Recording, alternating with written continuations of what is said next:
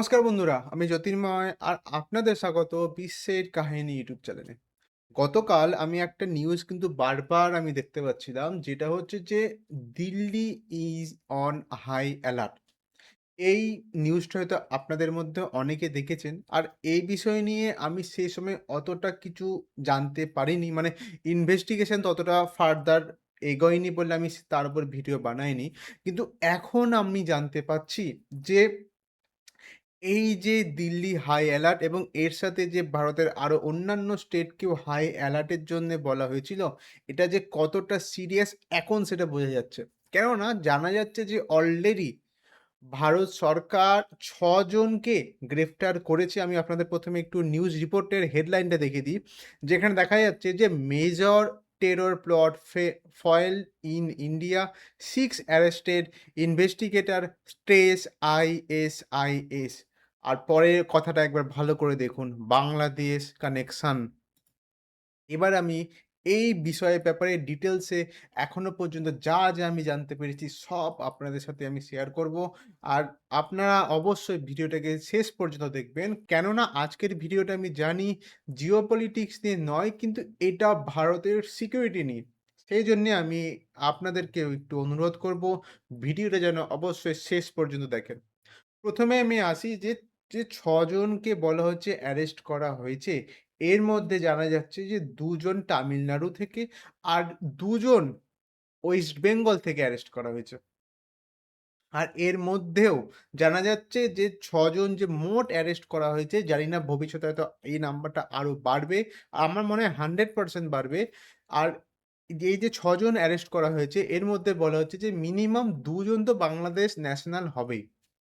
এবার প্রবলেমটা কি বলুন তো? যদিও আমরা জানি বাংলাদেশের মধ্যে যে ইলেকশনটা হলো, সেখানে যে মেইন পার্টিকে নিয়ে আমাদের টেনশন ছিল, ইউনূস সরকার ওখানে গঠন হয়নি। এটা খুবই ভালো কথা। কিন্তু তা হলেও কিন্তু জামাতে ইসলামের সিট কিন্তু ওখানে কম নয়। আপনারা অলরেডি জানেন যে ৭০ এর আশেপাশে সিট বাংলাদেশে তারা পেয়েছে। তাই সেখান থেকে যে তারা এই ধরনের কার্যকলাপের যে উস্কানিমূলক যে পদক্ষেপগুলো হয়, তা কিন্তু তারা নিতে থাকবেই। আরেকটা জিনিস আমি বলতে চাই যে, প্রথমত এতক্ষণে যে ইনভেস্টিগেশন এর মাধ্যমে যা জানা গেছে, বলা হচ্ছে যে মূলত এরা স্লিপার সেল হিসেবে কাজ করছিল। এবার স্লিপার সেলটা কি বলুন তো? স্লিপার সেল হচ্ছে এমন একটা এদের মধ্যে একটা সংগঠন, যেটা মানে আমাদের দেশের মধ্যেই থাকবে। এদের মূলত কোনো মিশন সেইভাবে ওদেরকে দেওয়া হয় না। ওদের কি কাজ থাকে? ওদের কাছ থেকে যে ভারতের মধ্যে কি কার্যকলাপ হচ্ছে, সেটা যেন ভারতের মধ্যে মিশে গিয়ে, আমাদের মধ্যে মিশে গিয়েই সে জিনিসটাকে ভালোমতো পর্যবেক্ষণ করে তাদের হ্যান্ডেলারকে সেটাকে ইনফরমেশন গুলোকে পাঠানোর জন্য। এটাই মূলত এদের মেইন কাজ হয়। আর যখন খুব দরকার হয় তখনই এদের হয়তো কোনো একটা মানে মেইন টার্গেট বা মেইন মিশন দেওয়া হয়। এটাই হচ্ছে একদম সহজ ভাষায় স্লিপার সেলের মানে। এবার যেটা চিন্তার বিষয়, এর আগে মানে জাস্ট ৪ মাস আগে যে ঘটনাটা ভারতের মধ্যে হলো, যেখানে দিল্লিতে যে কার ব্লাস্ট বোমটা হলো, ১ম এর দিকে আমরা কি ভাবছিলাম? ১ম এর দিকে আমরা এই কার ব্লাস্টের সময় ভাবছিলাম যে হয়তো শুধু কার ব্লাস্টের মধ্যে জিনিসটা সীমিত থাকবে। তাই তো? কিন্তু পরে আমরা কি জানতে পারলাম? মেইন যে তাদের টার্গেট ছিল সেটা ছিল দিল্লির রেড ফোর্ট। মানে ১ম এর দিকে কিন্তু আমরা সেটা সেভাবে বুঝতে পারিনি। তাই এখন আমরা যে এটা দেখছি যে ৬ জন অ্যারেস্ট হয়েছে, আমার 100% মনে হচ্ছে এটা বাস একটা শুরুয়াত।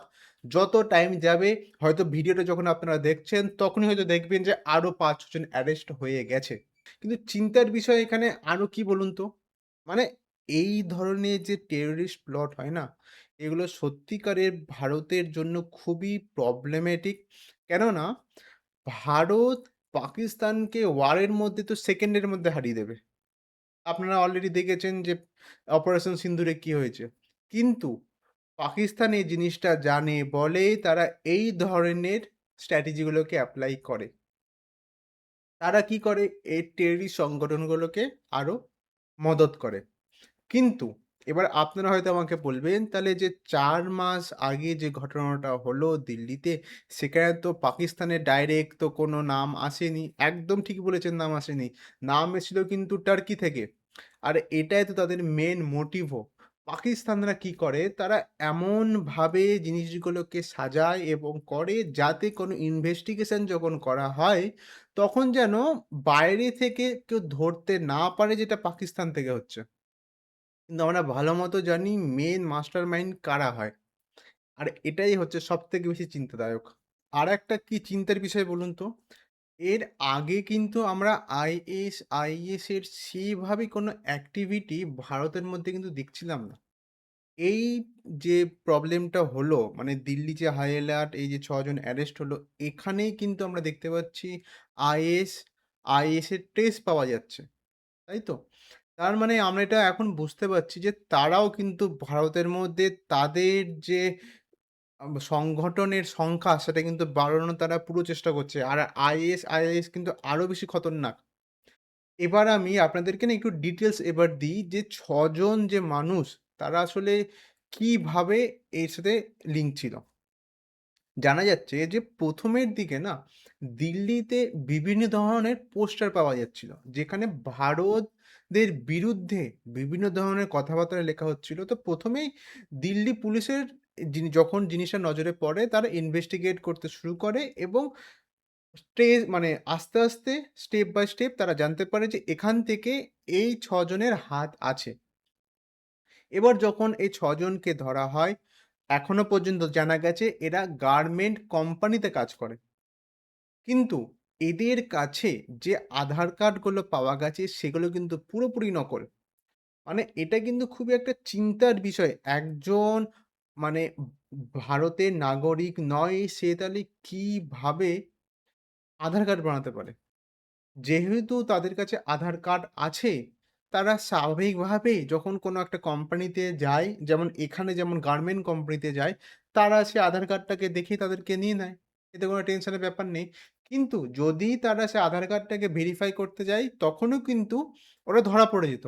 কিন্তু একবার ভেবে দেখুন তো, যে নরমালি আপনারা যদি কোনো একটা গার্মেন্ট কোম্পানিতে কাজ করতে যান, আপনারা যদি নিজের আধার কার্ডটা দেন, তাহলে কত পার্সেন্ট চান্স থাকে যে সে আধার কার্ডটা তারা ভেরিফাই করবে? খুবই কম পার্সেন্ট চান্স থাকে। আর সেটাই এখানে হয়েছে। আর এর সাথে পাওয়া গেছে এদের কাছে অনেকগুলো মোবাইল ফোন, তার সাথে পাওয়া গেছে অনেকগুলো সিম কার্ড। আর এবার যখন সেখান থেকে ডেটা রিকভারি কাজ শুরু হয়ে গেছে, এখান থেকে একটা জিনিস আমি ভালো খবর বলব। কি বলুন তো?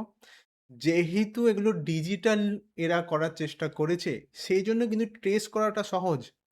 এরা যদি পুরোপুরি জিনিসটাকে অফলাইন করতো না, তাহলে কিন্তু ট্রেস করা অনেক বেশি কঠিন হয়ে যায়। এবার যেহেতু ডিজিটালের মাধ্যমে মানে অনলাইনের মাধ্যমে এসব সব কার্যকলাপগুলো এরা করছিল, তাহলে আমরা এবার মানে ভারতের ইনভেস্টিগেশন যে ফার্মগুলো আছে, তারা এদেরকে ব্যাক ট্রেস করে মেইন যে হ্যান্ডেলার, তাদের কাছে এরা যেতে পারবে। এবার আমি আসি যে পাকিস্তান থেকে তো আমরা আগে বেশি এসব দেখতে পাচ্ছিলাম। এবার বাংলাদেশে এদের কেন আরো বেশি পরিমাণে আমরা জানতে পারছি যে বাংলাদেশ থেকেও বেশি কানেকশন আসছে। এর পেছনে আমি কারণ দিচ্ছি একটা। প্রথমত পাকিস্তানের অবস্থা আমরা সবাই জানি কেমন। আর সেজন্যই তারা না একটা ব্যাক এন্ড খুঁজছে। তারা চাইছে যে আমরা ব্যাক এন্ড যে দেশগুলো আছে, যেহেতু বিগত ১.৫ বছর ধরে আমরা বলতে পারি পাকিস্তান আর বাংলাদেশ সম্পর্ক ভালো হচ্ছিল। আর সেজন্যই পাকিস্তান বাংলাদেশকে সামনে রেখে ওদের পেছনে থেকে ওদের কার্যকলাপগুলো চালাচ্ছিল। আর এই কারণে মূলত বাংলাদেশ থেকেও এদের যে সেল সেগুলো এখানেও তারা ইনক্রিজ করছে। আর অন্যদিকে যদি আমি দেখি, পাকিস্তানের অবস্থা কিন্তু এমনিতেই খারাপ। জাস্ট আমি আরেকটা আপনাদেরকে নিউজ রিপোর্ট দেখাচ্ছি, যেখানে জানা যাচ্ছে যে after Pak denies abduction claim of Baloch release new video of captive soldiers. আসলে কি বলুন তো? জানা যাচ্ছে এই খবরটা বেশ কিছুদিন পুরনো। কিন্তু এর যে আফটার ইফেক্ট এটা এতটাই শক্তিশালী যে এখনো সেটা বোঝা যাচ্ছে। আসলে জাস্ট ৫-৬ দিন আগেই বালুচিস্তানের লিবারেশন আর্মি মানে বিএলএ না পাকিস্তানের অনেকগুলো সোলজারকে ধরে নিয়েছিল। প্রথমের দিকে বলা হচ্ছিল যে ১৭ খানা সোলজার পাকিস্তানের ধরা হয়েছে তাদের। কিন্তু পরে সম্ভবত ৬ জনকে ছেড়ে দিয়েছে আর ১১ জনকে তারা ডিটেইন করে নিয়েছে। মানে পুরোপুরি কবজায় রেখে দিয়েছে। কিন্তু এখন যেটা সবথেকে আশ্চর্যের বিষয় যে পাকিস্তান এই যে ১১ খানা সোলজার আছে, সেই সোলজারগুলোকে তাদের নিজের সোলজার বলে মানতেই চাইছে না। ঠিক যেমন কার্গিল ওয়ারে হয়েছিল। আপনাদের হয়তো মনে আছে যে কার্গিল ওয়ারে যে মানুষগুলো পাকিস্তানের হয়ে নিজের জীবন দিয়েছিল, পরবর্তীকালে পাকিস্তান সে মানুষগুলোকে নিজের সোলজার হিসাবে মানতে চাইছিল না। আর পরে কি তাহলে দেখা গেল? যে পরে ভারতের সৈন্যগুলোই তাদেরকে প্রপার সব নিয়ম-কানুন মেনে তাদের ফিউনারাল দেয়। আর এখন মনে হচ্ছে সেই জিনিসটা আবার ফিরে এসছে। আর এখনকার সময়টা কেন আরো খারাপ বলুন তো?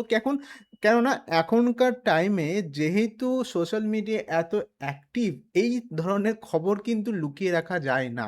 আমি শুধু এই এদের দেখুন হাতে কিন্তু পুরো যে পাকিস্তানে যা আইডি কার্ড থাকে সেগুলো ধরে তারা দাঁড়িয়ে আছে।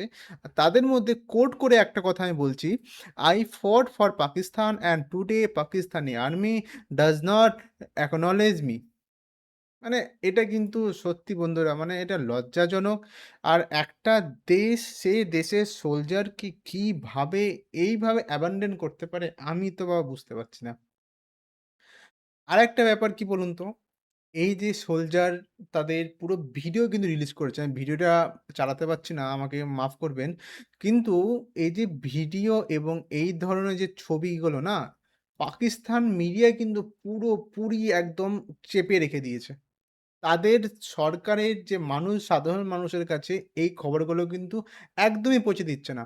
আর এই খবরটাকে যাতে আরো না পৌঁছাতে দেয়, তার জন্য পাকিস্তান এখন কি করছেন জানেন? জাস্ট কালকে রাতের কথা, আপনাদের হয়তো মনে থাকবে।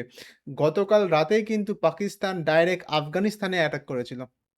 একবার ভেবে দেখুন, কেন অ্যাটাক করছে হুট করে? যাতে করে পাকিস্তানের মানুষের যে নজর, সেটাকে যাতে তারা ডাইভার্ট করে দেয়। এটাই তাদের মেইন কারণ।